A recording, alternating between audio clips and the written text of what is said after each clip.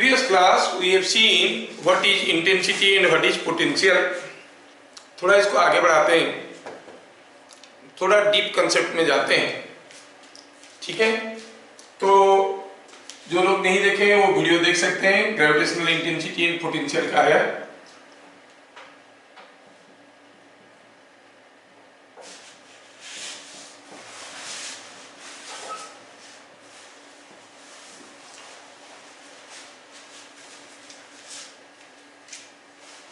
ठीक है, पहला चीज तो था हम लोग देख लिए हैं कि potential at a point, we know this definition, is defined as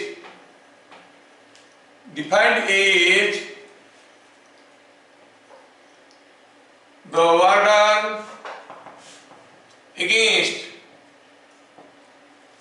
gravitational force और gravity in bringing a 1 kg mass from infinity to point of concern। ये डेफिनेशन हम लोग देख चुके हैं। When you are bringing a 1 kg mass from infinity to this point, here are number of masses available. You are interested for the potential at point P. You have to bring a 1 kg mass from infinity to this point through any path,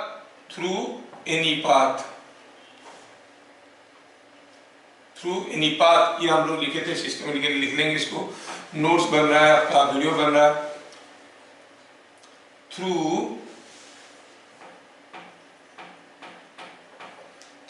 any path. Now we have to read between the lines, जो हम लोग चीजें देख चुके हैं। Work done against gravity in bringing a 1 kg mass। जब 1 kg मास को लेके आ रहे हैं, ग्रेविटेशनल फोर्स के अगेंस्ट में जो वर्क होगा, लेकिन ग्रेविटेशनल फोर्स के ऊपर 1 kg के ऊपर जो ग्रेविटेशनल फोर्स आता है उसी को तो इंटेंसिटी कहते हैं, है कि नहीं। मतलब अगेंस्ट इंटेंसिटी, इस चीज को अगर हम और थोड़ा सा मॉडिफाई करेंगे तो क्या कहेंगे, it is VP is work done against E in moving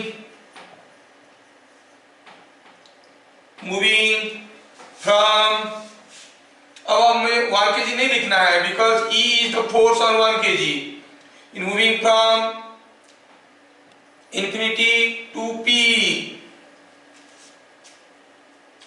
Now the same thing can be otherwise written as work done against E in moving from infinity to P can be otherwise interpreted as work done by E in moving from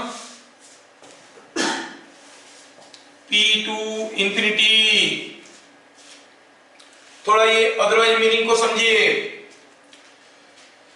कोई gravitational field में ढेर सारे masses पड़े हैं, से M1, M2, M3 are the different masses.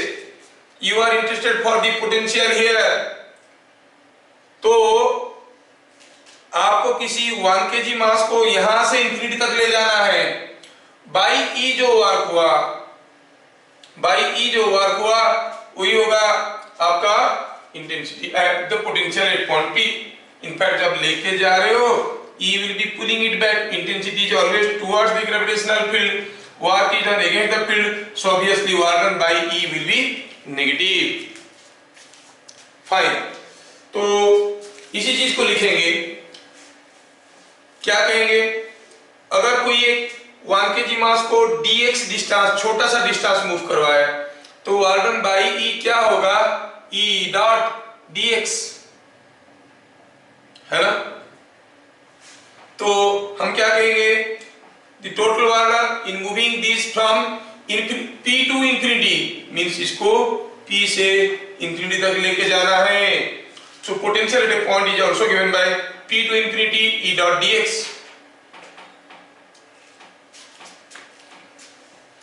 By moving 1 kg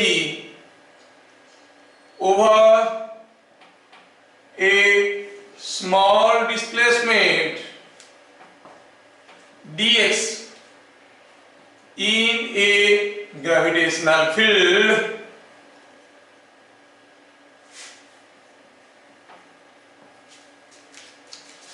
dv, change in potential,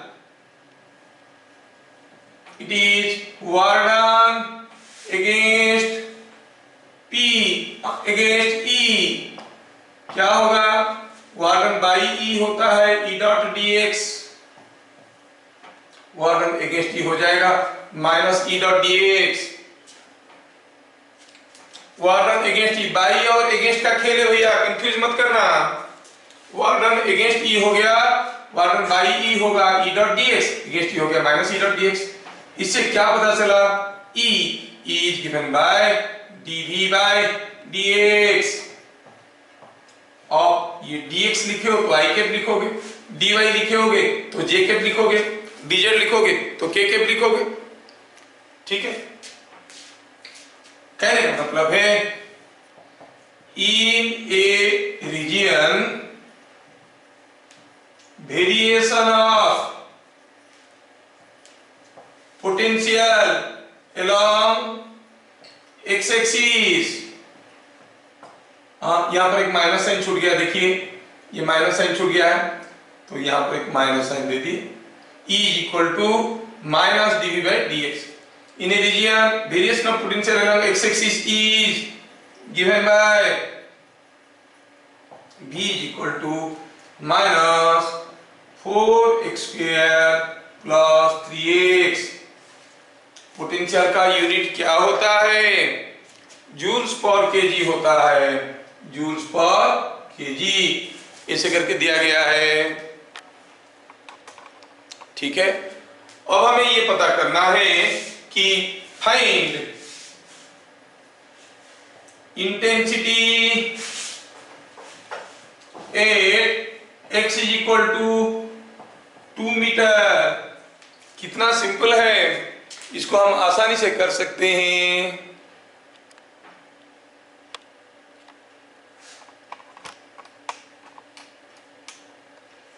क्या करना था, यहाँ पर ऑलरेडी हमें potential as a function of x दिया गया है, अगर हमें इंटेंसिटी निकालना है तो हम क्या कहेंगे, सॉल्यूशन कुछ ऐसे होगा, क्या होगा solution, E is equal to minus dv by dx i के, ठीक है। तो माइनस dv by dx, ये एक माइनस है, ऑलरेडी यहाँ पर एक माइनस था, हो गया plus d by dx of 4x square plus 3x, it is coming out to be 8x plus 3 Newton पर kg। x is equal to 2, E कितना हो जाएगा, 8 into 2 plus 3, 19 न्यूटन पर केजी। तो यहाँ पर हमें एक चीज हमें समझ में आ गया,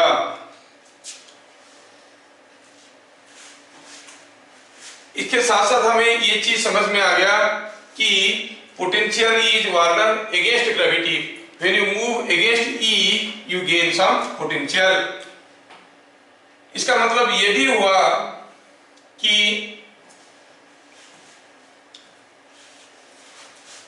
इन फिगर शोन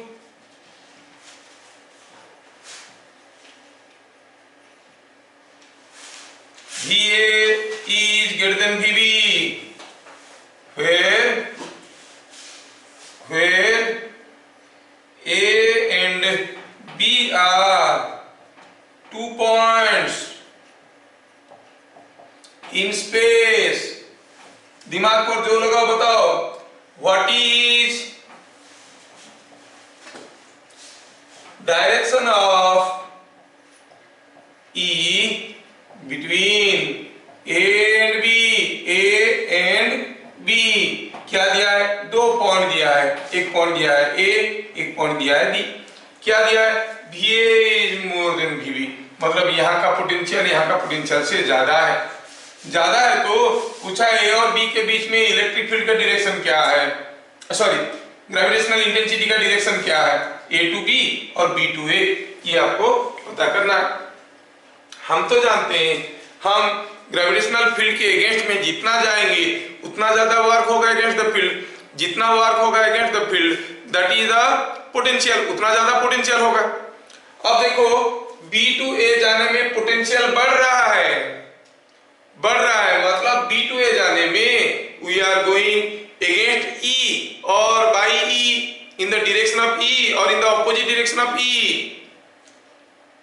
कैसे जा रहे होंगे, अगेंस्ट ही जा रहे होंगे ना, अगेंस्ट ही जा रहे हैं, इसलिए तो more and more work is done against he.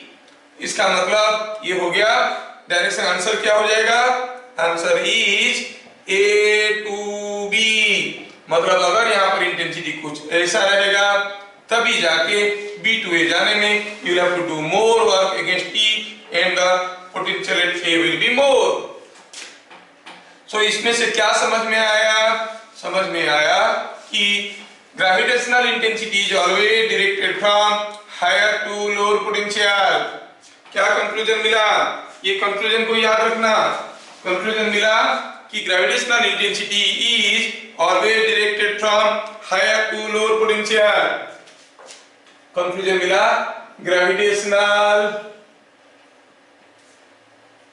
Intensity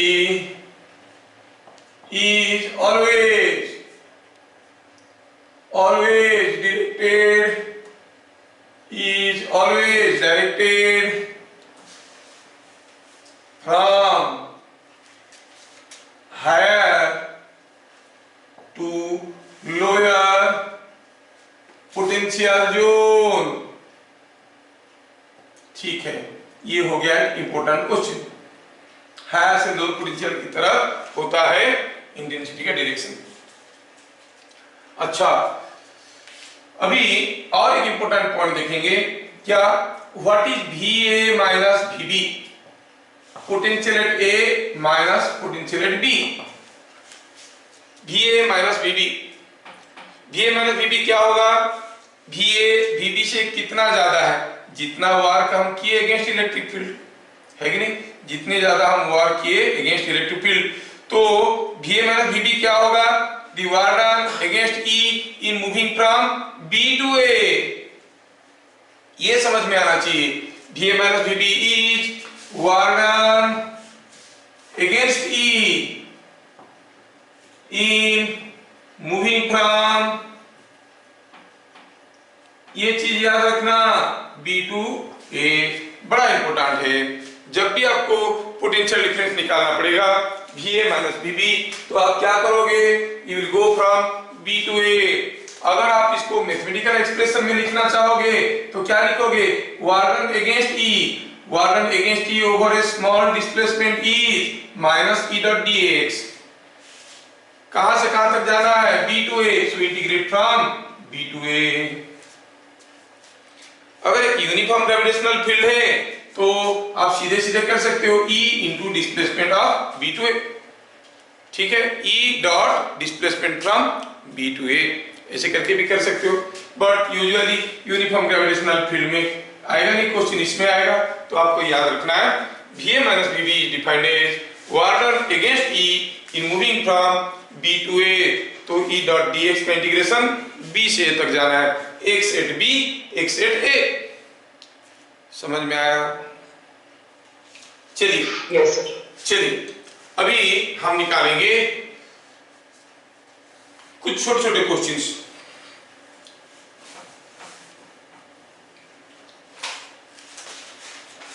question, for a solid sphere of mass m and radius r, find potential at center में पोटेंशियल पता करना है, what is the potential at centre, ठीक है, centre में potential कितना है पता करना है, ठीक है। तो हमारे पास कोई सॉलिड स्फीयर है जिसका मास m है और रेडियस r है, ज्यादा से ज्यादा हमें पोटेंशियल ऑन द सरफेस मालूम है ना। हम कहेंगे Vs पोटेंशियल ऑन सरफेस कितना है, it is nothing but you से इट इज माइनस Gm/r। ठीक, potential on the surface is minus Gm/r।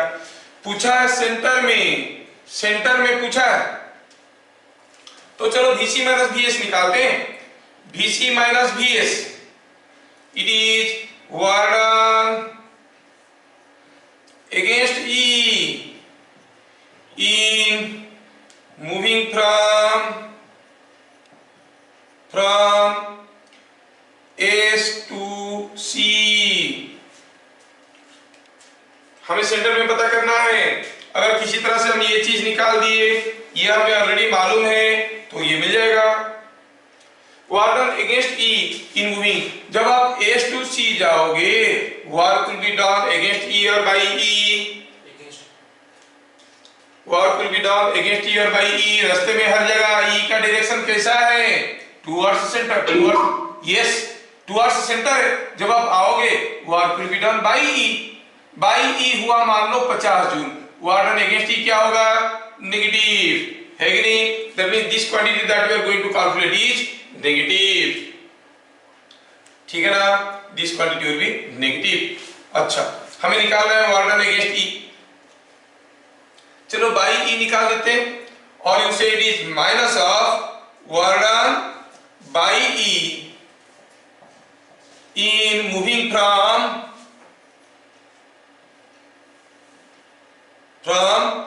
S to C। देखो मैं माइनस लिख दिया, अगेंस्ट को बाई कर दिया, ठीक है। S to C जब लेके आएंगे कोई एक 1 kg मास को, हमें मालूम है कि a distance x from center, E कितना is force on 1 kg, कितना Gmx/r³। हमें फॉर्मूला मालूम है, यहां से x डिस्टेंस में जो फोर्स है 1 kg के ऊपर, वही तो E है, कितना है Gmx/r³। फॉर्मूला सबको मालूम है।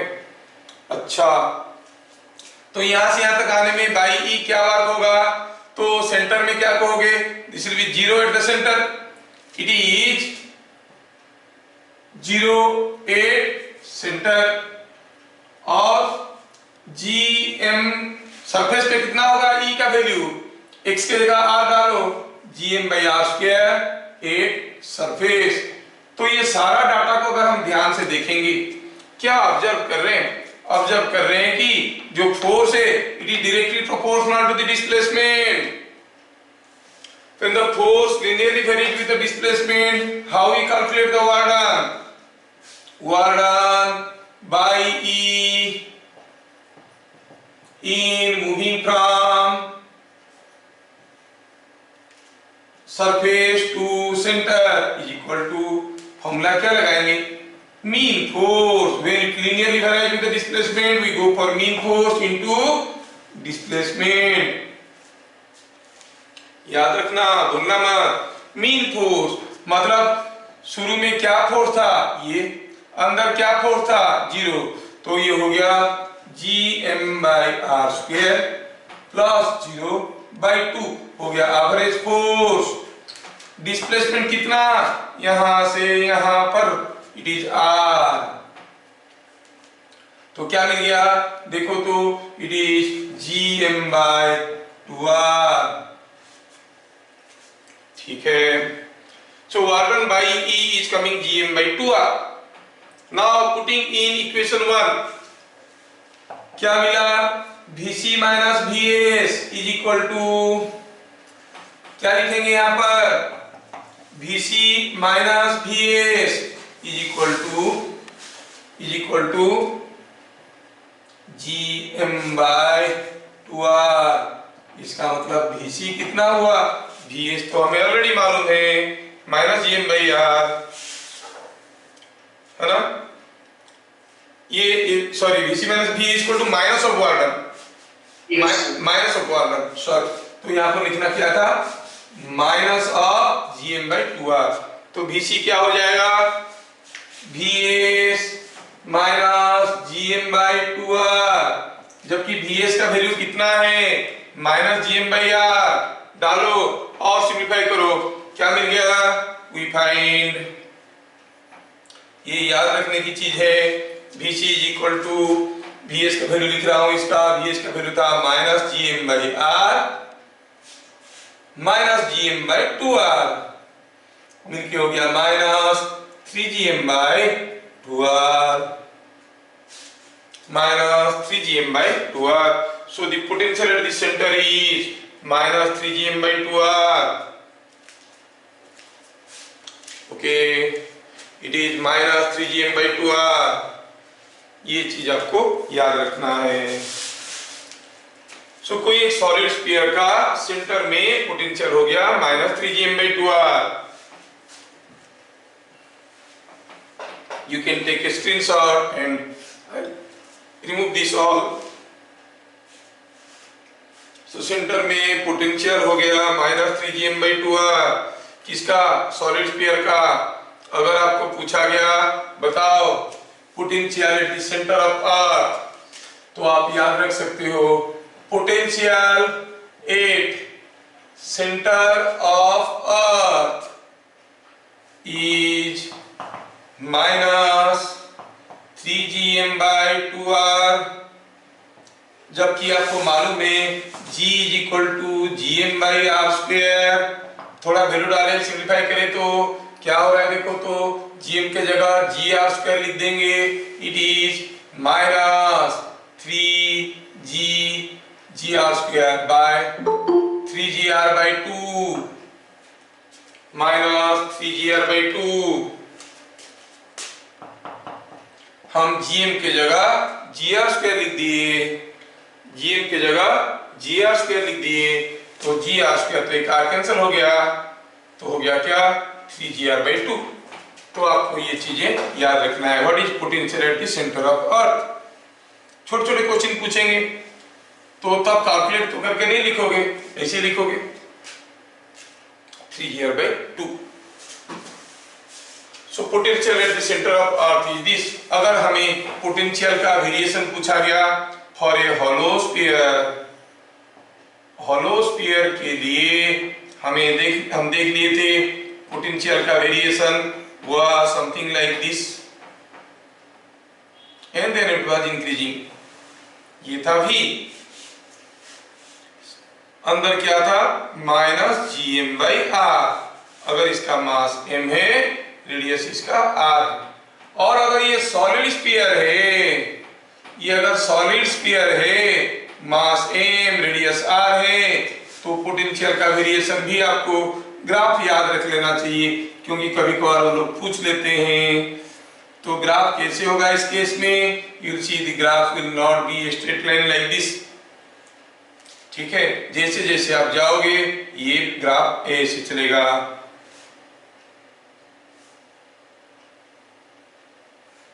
और यहां पर वैल्यू क्या होगा, माइनस 3Gm/2R। ठीक है, तो आपको समझ में आ गया कि हॉलो स्फीयर के लिए क्या होता है, सॉलिड स्फीयर के लिए क्या होता है। बाहर वाला पार्ट तो दोनों के लिए बराबर है, अंदर वाला पार्ट इसका कांस्टेंट है, जबकि इसका वाला पार्ट पैराबोलिक नेचर का है। ये पार्ट जो है पैराबोलिक नेचर का है, प्रूव कर सकते हैं। तो ये ग्राफ है ऐसे। ठीक है, ग्राफ आप याद रखा करो।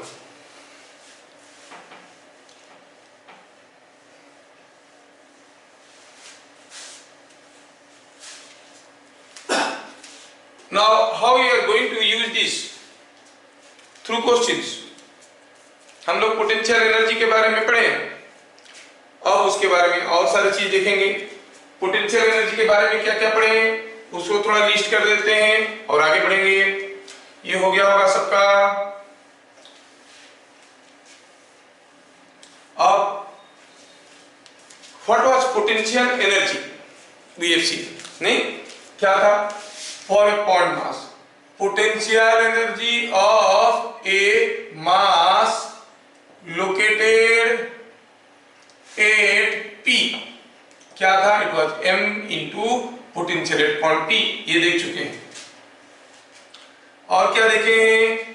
Potential energy of an isolated system of masses. जो लोग नहीं देखे हो पोटेंशियल एनर्जी वाला वीडियो को देख लेना, प्ले लिस्ट में पड़ा है।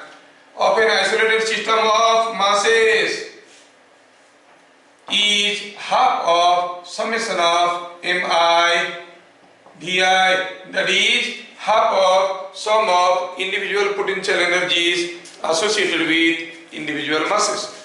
ये हम लोग देख चुके हैं। अगर आपको ढेर सारा मास दिया गया, दो डेफिनेशन देखे थे।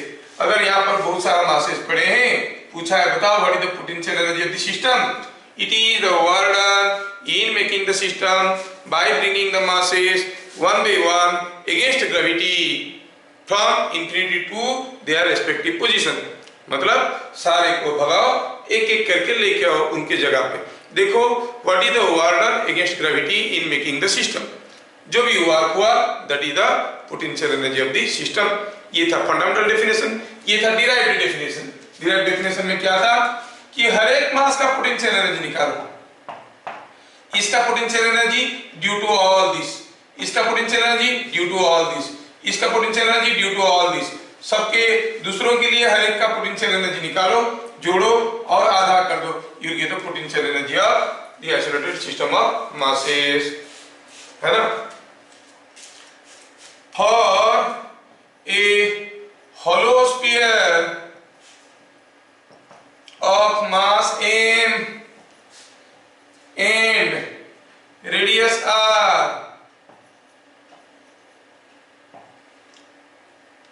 हमें कोई हॉलो स्फीयर है, इसका पोटेंशियल एनर्जी पूछा है, किसके लिए? दी self energy means self potential energy, मतलब खुद का ग्रेविटेशनल फील्ड के चलते, खुद का ग्रेविटेशनल फील्ड के चलते उसका कुछ पोटेंशियल एनर्जी होगा।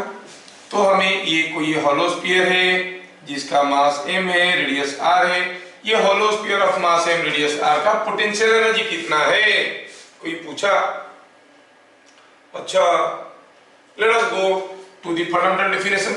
It is half of sum of individual potential energy associated with individual masses. You consider a small mass m1, small mass m1, find the potential energy of this, take another mass m2, find the potential energy of this। ऐसे सारे छोटे छोटे मास का potential energy निकालो, जोड़ो, आधा कर दो, तो क्या कहेंगे? It is half of m1 into potential, इसका पोटेंशियल कितना है? Potential is potential of the surface plus m2 into potential of the surface and go on adding. You find it is half Vs, बाहर चला गया, अंदर रह गया m1 plus m2 plus and so on. अगर ये सारे छोटे छोटे मास को जोड़ेंगे बड़ा मास बन जाएगा। सो इट इज हाफ mVs। लेकिन Vs क्या है? Vs is potential on surface. तो क्या मिल गया?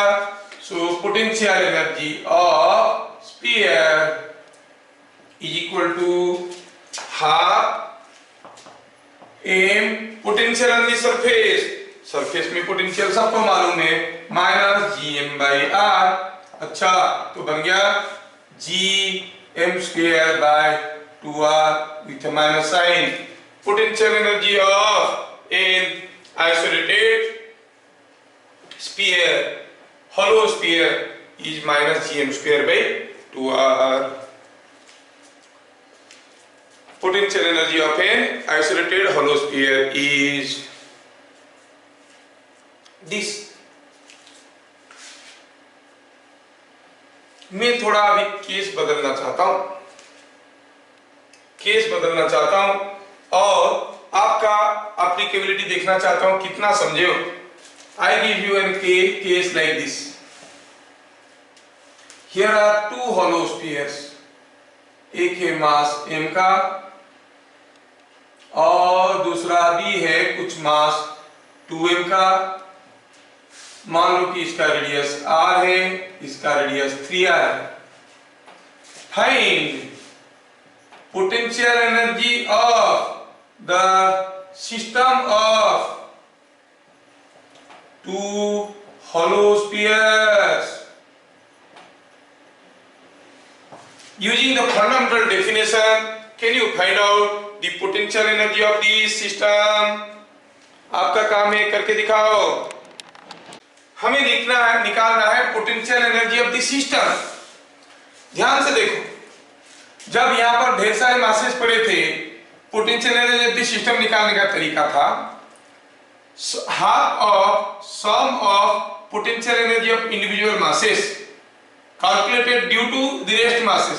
मतलब इसका potential energy due to rest of this, इसका potential energy due to rest of this, है ना।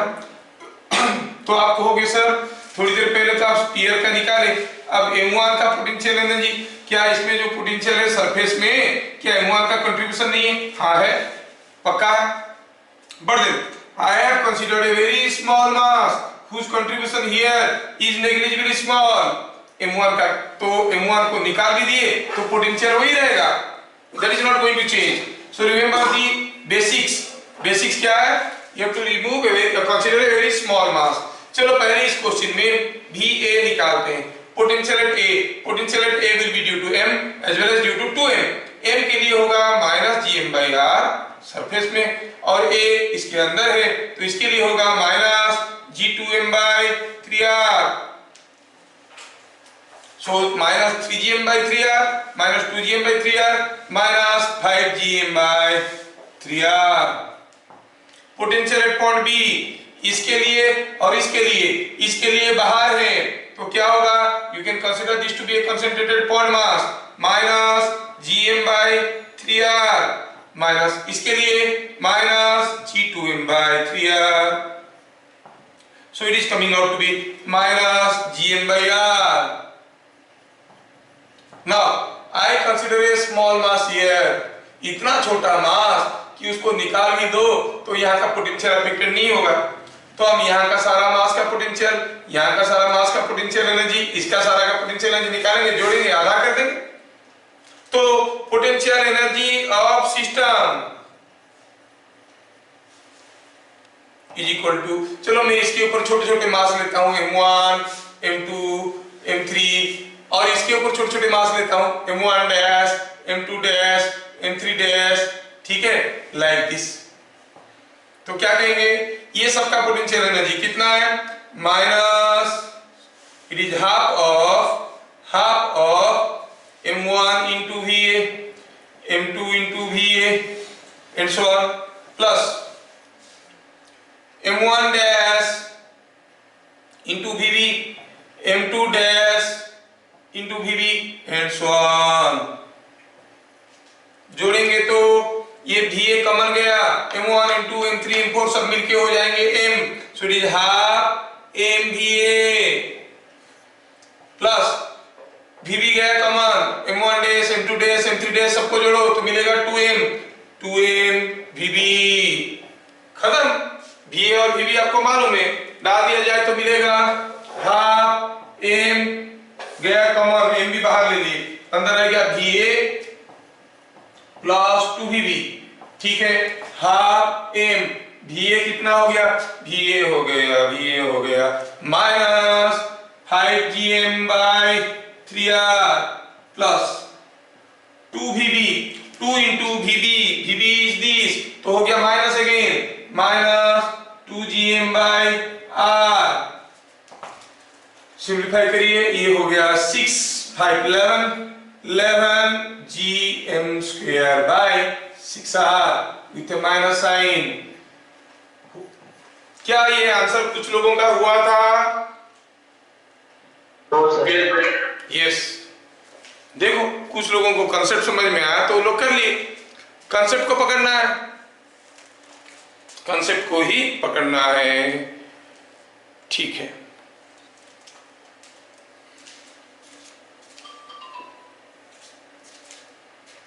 नेक्स्ट क्वेश्चन देखेंगे।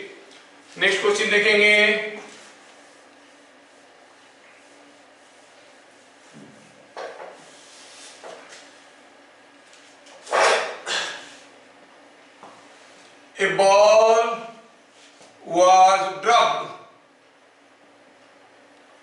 from infinite height. Find with what velocity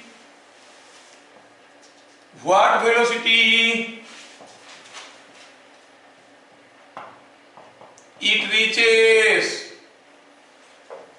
surface of earth। कितना वेलोसिटी में सरफेस ऑफ अर्थ में पहुंचेगा।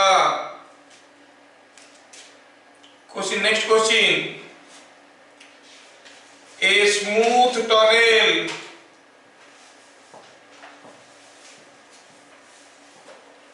was dug through center of earth। A ball was dropped into it।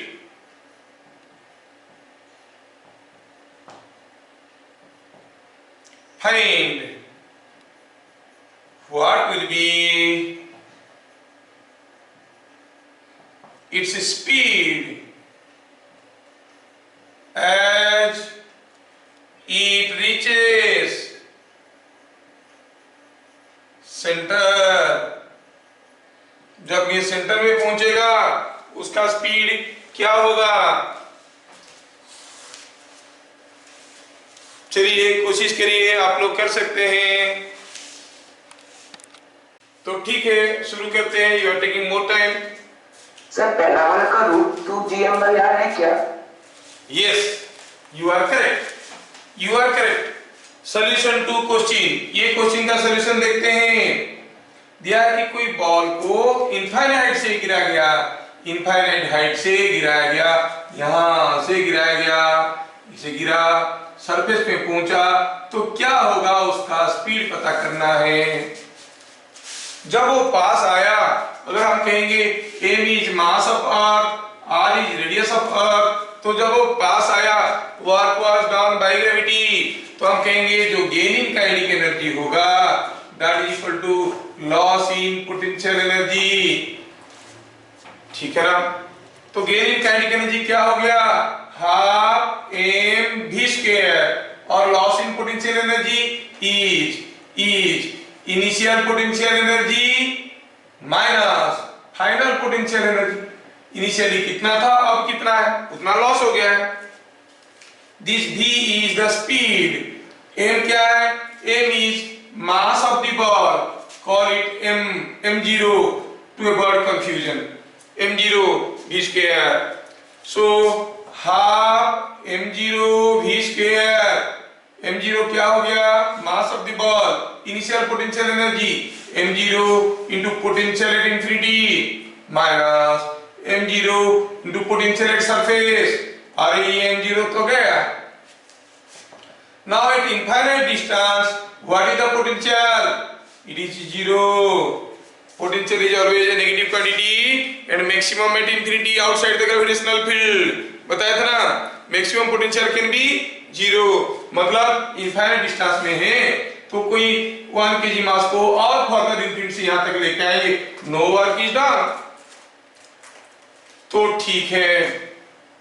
Minus potential on the surface, potential on the surface is minus gm/r, तो इसमें से v का value मिल गया √2gm/r। लेकिन अगर आपको याद है कि gm होता है gr², मतलब g होता है gm/r², ये हमें मालूम है। तो gm के जगह gr² डालेंगे तो इट इज √2gr। तो क्या कहेंगे कि अगर इनफाइनाइट हाइट से कोई चीज को गिराएंगे तो यहां पर गिरेगा कितना वेलोसिटी में, कितना स्पीड में, √2gr। अगर उल्टा पूछेंगे कितना जोर से फेंकेंगे कि इन्फिनिटी तक निकल जाएगा, same root over of 2g है ना। वहां से गिरने से अगर स्पीड इतना होता है, इतना स्पीड में फेंकेंगे तो इन्फिनिटी तक भाग जाएगा। ओके, बाद में हम लोग इसको पढ़ने वाले हैं कल ही के क्लास में, जिसको एस्केप वेलोसिटी कहते हैं, बाद में पढ़ेंगे। क्वेश्चन नंबर सेकंड क्वेश्चन में बोला है, ये क्वेश्चन का क्या है, ये दूसरा सॉल्यूशन क्या बोला है, बोला है एक स्मूथ टॉरल बनाया गया और कोई एक पार्टिकल को डाल दिया गया उसके अंदर, तो जब वो सेंटर में पहुंचेगा तो उसके पास क्या स्पीड होगा। ठीक है, मैं टनल बना दिया, this is a smooth tunnel. Excuse me. तो ये जब मास m0 इसके अंदर आएगा तो सेंटर में पहुंचते पहुंचते कितना होगा उसका स्पीड हमें पता करना है। Again loss in potential energy, same process, gain in kinetic energy is equal to loss in potential energy. Gain in kinetic energy कितना हुआ, half m0 v square, loss in potential energy initial potential energy minus final potential energy. Initial potential energy क्या था, m0 into potential at the surface minus m0 into potential at the centre. और आपको दोनों का value मालूम है, m0 कुछ भी हो वो तो कट गया, क्या मिला, v square is equal to, और half v square is equal to vs क्या होता है, माइनस gm/r माइनस vc क्या होता है, माइनस 3gm/2r। याद रखना पड़ेगा, it is centre of earth. तो क्या हो गया, ये gm/2r, तो v का वैल्यू क्या मिल गया, gm/r का रूट ओवर gm/r का root over, that is what is coming out to be the velocity at the centre. देख लो अगर गड़बड़ नहीं हुआ है तो, नहीं ठीक है, इट इज कमिंग gm/r का रूट ओवर, बट gm को अगर हम gr² कहेंगे तो it is coming out to be root over of gr। ये सब एक्सप्रेशन का वैल्यूज याद रखना, स्कूल वाले पूछेंगे नहीं, जबकि जेईई वगैरह में, मेडिकल एंट्रेंस वगैरह में डायरेक्ट क्वेश्चंस आएंगे, तो आपको वहां पर कैलकुलेट नहीं करना है, याद रखना है। तो अगर एक स्मूथ टनल बना के उसके अंदर एक बॉल डाल देते हैं, जब वो सेंटर में पहुंचेगा उसका वेलोसिटी हो जाएगा रूट ओवर ऑफ gr। ठीक है, next question for you and I hope you can do it now.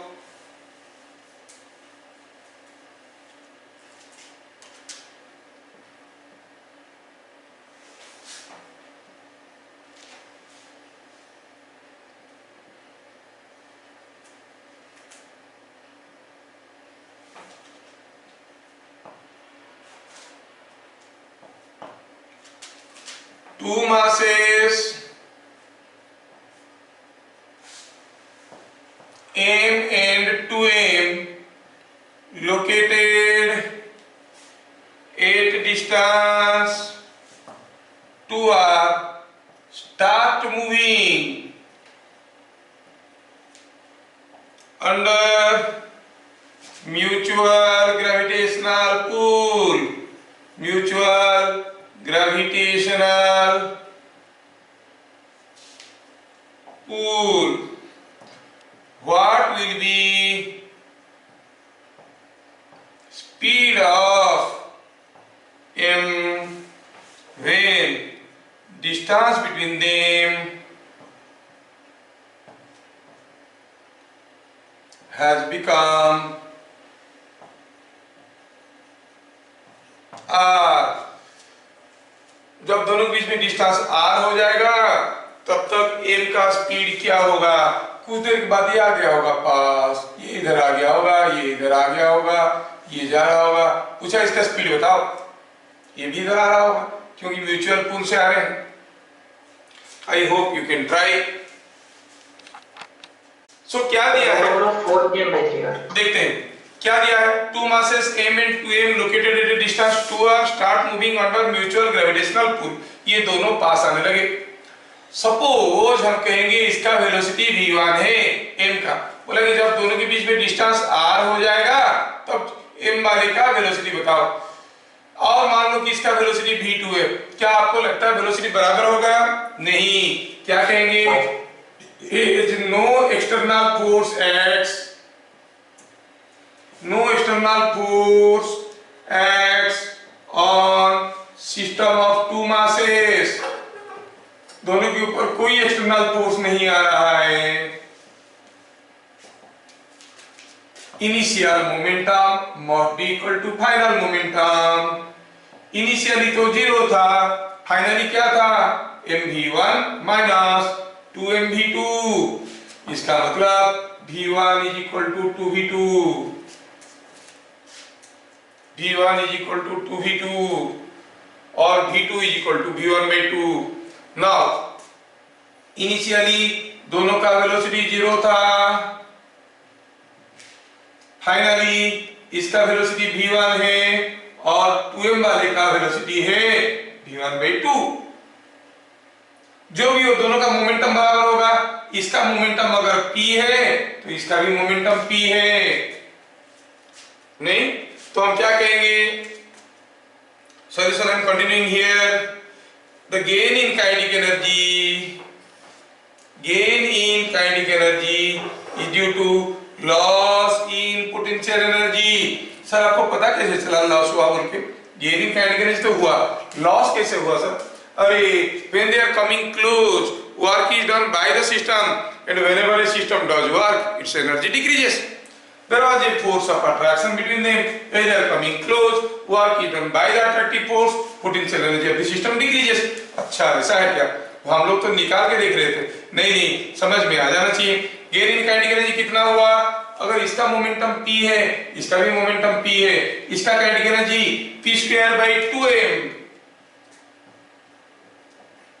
और दूसरे का kinetic energy p²/2 × 2m, that is equal to loss in potential energy. पहले जब वो 2r डिस्टेंस में थे, पोटेंशियल एनर्जी का फॉर्मूला था Gm 2m/2r माइनस, जब वो r डिस्टेंस में है, पोटेंशियल एनर्जी है माइनस Gm 2m/r। देख लो देख लो, यही चीज है ना? With minus sign here I am clearly showing the minus sign. Yes, अब सिंपलीफाई करिए। ये p²/4m, p²/2m, it is 3p²/4m is equal to, इधर हो गया 2gm²/r और ये gm²/r, तो हो गया gm²/r, 2gm²/r एंड ये gm²/r, तो हो गया gm²/r। चलिए अब इसमें से हमें p का वैल्यू मिल गया, तो p is coming out to be 4gm, p² is coming out to be 4gm³ लेकिन p क्या था?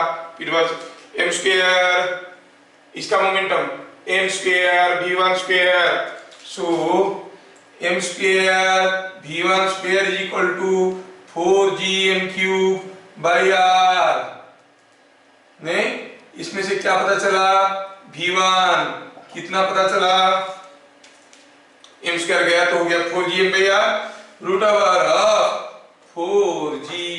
√4gm/r। हाँ देखो, मेरा तो आंसर ये आया। क्या आपका भी किसी का ये आंसर आया था? सर डिनोमिनेटर में 3 आ रहा था। डिनोमिनेटर में 3 कैसे आएगा? डिनोमिनेटर में तो 3 नहीं आ रहा। देखो कहीं कैलकुलेशन में गड़बड़ किए हो। अच्छा ये 3 राइट 3p², तो ये इधर एक तो 3 आ जाएगा, नहीं 3 आ जाएगा, right? You are very correct. Here will be a 3, here will be a 3, 4gm/3r का √. Very good. Now look at this question. Here is a dense point mass m, fixed mass, it cannot move. ठीक है? Here is another mass, say small m, ये capital M है, ये small m है, और this capital M is not movable, it is fixed, it is such a large mass that this will not move under the influence of this. ठीक है ना, अगर इसको छोड़ देंगे तो ये सीधा ऐसे आएगा इसके पास और ये मूव नहीं करेगा। मान लो कि capital M is 10 to the power 10 times small m, तो ये कहां मूव करेगा? मूव नहीं करेगा। अच्छा, इंस्टेड अगर मैं इसको ऐसे फेंकता हूं, suppose I throw it like this, ऐसे फेंकता हूं तो ये सीधा नहीं जाएगा क्योंकि रास्ता भर खींच रहा है उसको, तो ये क्या करेगा? Follow a path like this. ठीक है, follow a path like this. शुरू में ये डिस्टेंस दिया गया था, सपोज हम कहेंगे डिस्टेंस है कुछ r, तो जब वो नजदीक से जा रहा होगा, इधर से जा रहा होगा, शुरू में इसको फेंके थे v0 स्पीड में, और कैसे फेंके थे? Parallel to this line, r0 height में, रिकॉर्डिंग पकड़ो, r0 हाइट में v0 स्पीड में फेंके पैरेलल टू दिस लाइन, ऐसे करके फेंके थे। You clearly see the figure, the line is parallel. अच्छा, अब क्या हुआ? ये ऐसे आया, ऐसे करके मुड़ के इधर से निकल गया। जब वो इधर से जा रहा था at the distance of closest approach, हमें पता ये करना है कि क्लोजेस्ट अप्रोच में अगर उसका डिस्टेंस r1 है, स्पीड v1 है, फाइंड v1 एंड r1। ठीक है, शुरू में ये कहां पे था? कितना दूर पे? इनफाइनाइट डिस्टेंस पे, it was at infinite distance. ठीक है, क्वेश्चन को ध्यान से देखना। In figure shown capital M is a fixed immovable mass,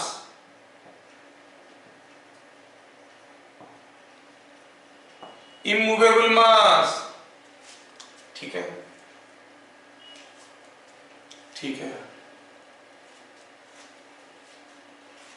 small m is the mass,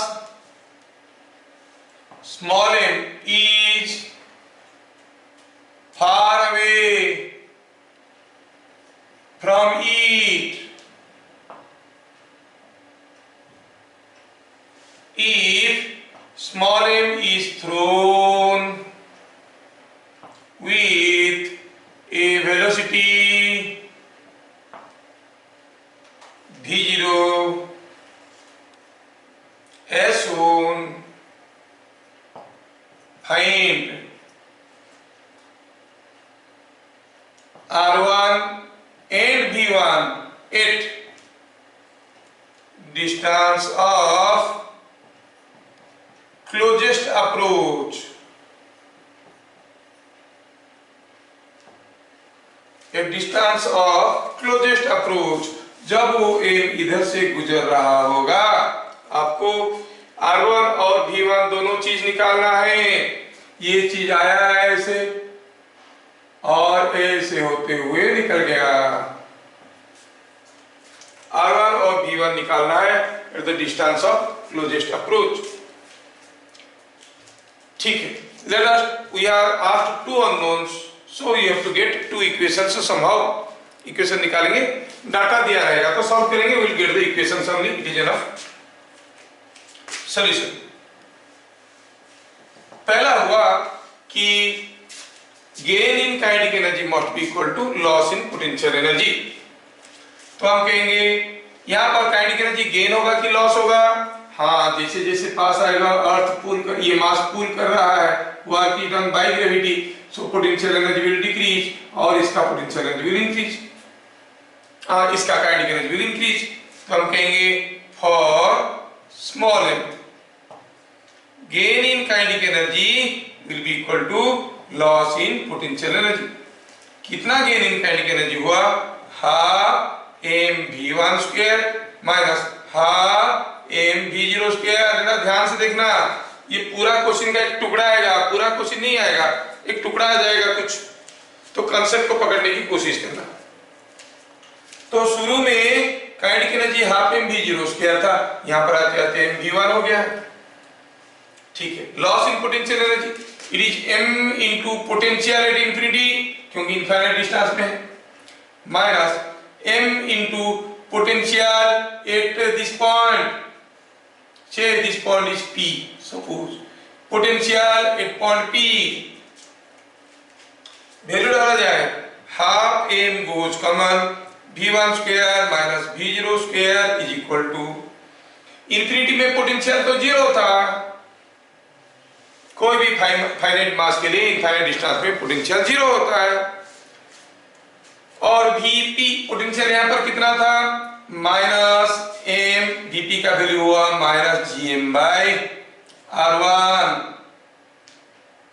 so you find this is coming out to be gmm by r1, you get one equation involving this, m तो दोनों तरफ से cancel हो गया है ना, तो आपको क्या मिल गया, सॉल्विंग सीधा मिल गया, लिख देंगे इसमें, इसको 2 भी इधर ले आएंगे, v1 square minus v0 square is equal to 2gm by r1, this is equation number 1, v1 and r1 unknown से, और इक्वेशन चाहिए, और इक्वेशन चाहिए। चलो इस पोजीशन को O कहते हैं।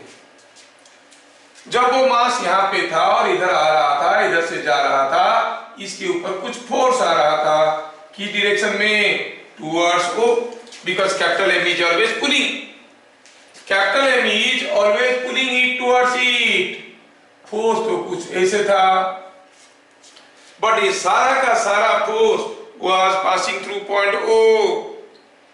What was the torque produced by this force about this axis? 0. So about this axis no torque was applying throughout the motion, means about this axis angular momentum is to be conserved, as no torque acts about M, therefore angular momentum about O, about M is conserved। बढ़िया interesting चीज है भैया। तो angular momentum मतलब पहले जितना था अभी उतना होगा, पहले कितना था, ये तो लीनियर मोशन में था, मोमेंटम, तो angular momentum initially is equal to angular momentum finally.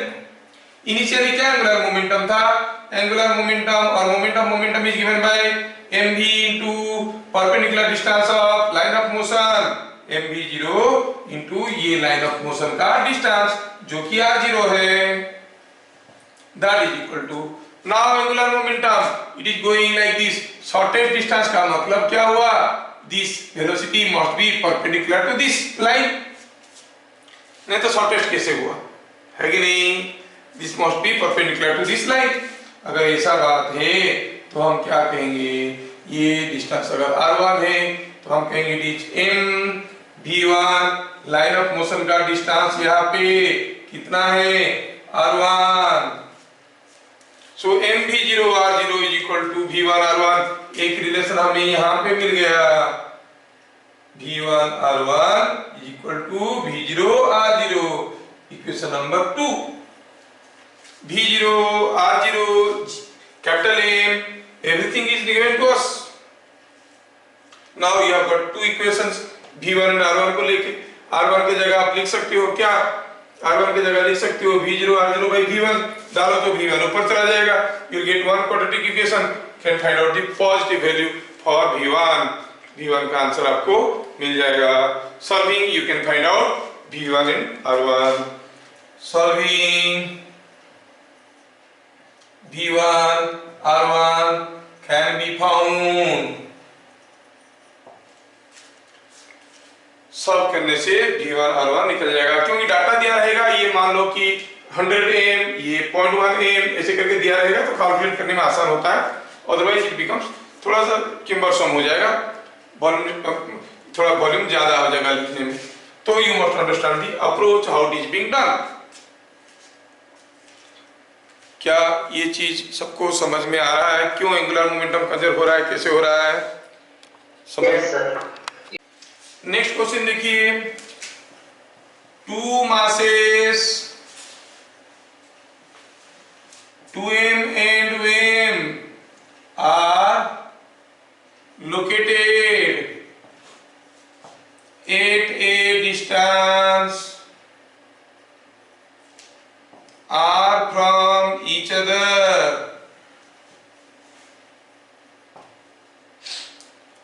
अब छोड़ देंगे तो दोनों पास आ जाएंगे, है ना? m was given a sudden velocity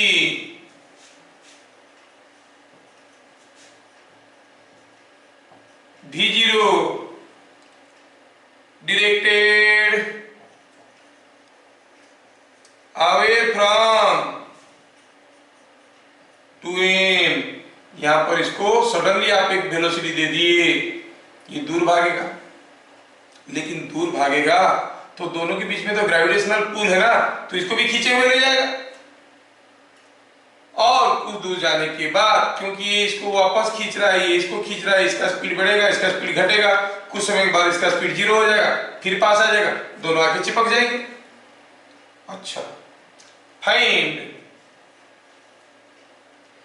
maximum distance between them during motion। आपको क्वेश्चन समझ में आया कि नहीं आया, आप पहले बोलो। जैसे आप इसको धक्का दिए, क्या हुआ, ये आगे गया, लेकिन साथ साथ इसको खींच रहा था, ये भी इसका पीछे पीछे गया। सोचो तो, ये इसको उल्टा खींच रहा है, ये इसको इधर खींच रहा है। This will accelerate, the speed will increase, this will retard, its speed will decrease. कुछ समय के बाद ये रुक जाएगा और फिर वापस आएगा। लेकिन ये तो कंटिन्यूअसली आगे जाते रहेगा, क्योंकि किधर भी रहे, ये आगे जा रहा है या पीछे आ रहा है, दोनों ही केस में इसको खींच रहा है। Speed of this one will continuously increase, speed of this one will decrease, become 0, again reverse and go in this direction. So both will be moving like this. ठीक है, पूछा है find maximum distance between them during motion। जब दोनों के बीच में distance maximum होगा तो डिस्टेंस क्या होगा? क्या आप ये सिचुएशन को भली बात ही रियलाइज कर पा रहे हो? सोच लो पहले। yes, sir. मैं कोई चीज पूछा हूं, लेकिन वो कुछ भी पूछ सकते हैं उसमें। फिर से बताता हूं, ये 2m मास है, m मास है, छोड़ देते तो वापस आ जाते एक दूसरे की तरफ, क्योंकि दोनों के बीच में अट्रैक्शन है। लेकिन हमने क्या किया, धक्का दे दिया, v0 उल्टा दूर भगाया उसको, तो ये भागने लगा। जब भागने लग रहा था, ये भी इसको खींचने लगा, जब ये इसको खींचा तो ये भी इसको खींचा, इसका स्पीड बढ़ने लगा, इसका स्पीड घटने लगा। अब ये 2m आगे जाने लगा, m तो आगे जा रहा था, स्लो होते होते रुकेगा, फिर वापस आएगा, मतलब m का मोशन ऐसा जाके ऐसा होगा, लेकिन 2m का मोशन हरदम आगे की तरफ है, हरदम आगे की तरफ है, continuously it is moving forward, है कि नहीं? क्योंकि उसके ऊपर हर वक्त फोर्स इधर को ही आ रहा है, इस डायरेक्शन में आ रहा है ना? दोनों का बीच में डिस्टेंस जब मैक्सिमम था, तब पूछा है क्या क्या है वो मैक्सिमम डिस्टेंस। सोचते हैं, सॉल्यूशन सोचते हैं। जब दोनों के बीच में डिस्टेंस मैक्सिमम था, ऐसा क्वेश्चन आप याद करो, हम लोग बचपन में कभी किए थे। कोई एक दो स्प्रिंग लगा है, दो अलग अलग मासेस लगे हैं, m1 और m2, m1 को कोई किक मार दिया v वेलोसिटी में, जब डिस्टेंस दोनों के बीच में मैक्सिमम था, तो दोनों का वेलोसिटी में क्या रिलेशन था? Do you remember? Same velocity में। यस, जब डिस्टेंस मैक्सिमम है, they will have same velocity. ये चीज समझ में आना बहुत जरूरी है। और क्योंकि आप लोग जानते हो, तो थोड़ा सा मैं अभी इसको ब्रीफली थोड़ा टेक्निकल वे में समझने की कोशिश करते हैं, नॉट वेरी इलस्ट्रेटिव। अब इन दोनों के बीच में डिस्टेंस s है, जो कि बदल रहा है। जब डिस्टेंस मैक्सिमम होगा, तब ds by dt इज 0। अगर हम इसको a कहेंगे, इसको b कहेंगे, s क्या था, you call it as ab, displacement of b from a। So ये डिस्प्लेसमेंट मैक्सिमम होगा तो ds ab by dt will be 0। But what is that, displacement of b with respect to a है ये, इसका differentiation with respect to time gives you velocity of b with respect to a will be 0, मतलब vb will be equal to va। कब, when s is maximum, sab is maximum, when sab is maximum तो आपको हो गया vb equal to va। ऐसे आप समझ सकते हो। हाँ, जब मैक्सिमम होगा vb इक्वल टू va होगा, ठीक है। तो क्या कंक्लूजन मिला, at maximum separation let velocity of each is v, तो मोमेंटम तो कंजर्व है ना, तो p initial must be equal to p final.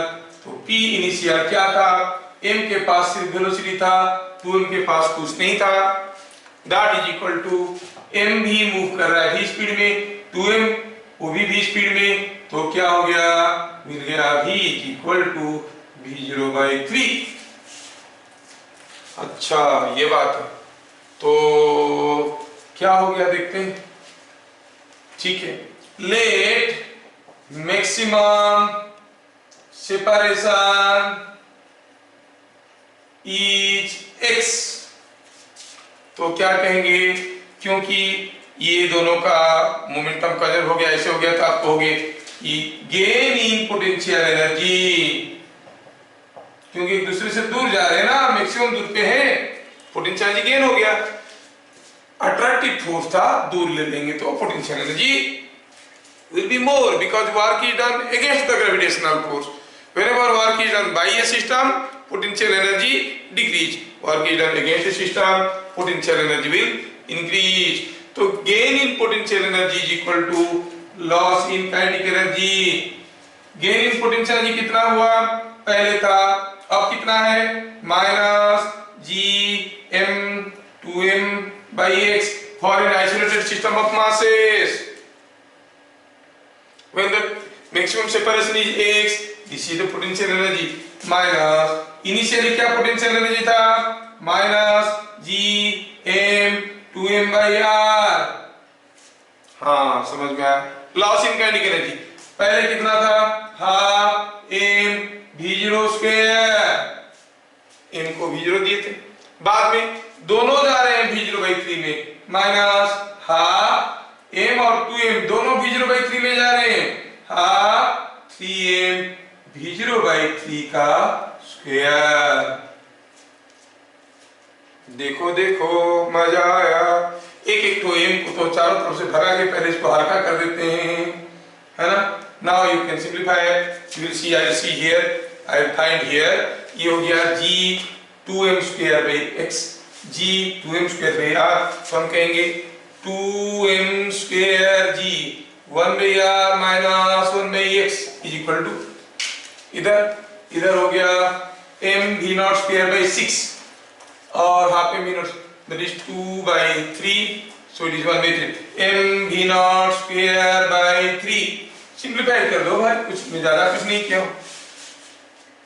एक m को ये खा गया और आपको क्या निकालना था, x निकालना था, so x can be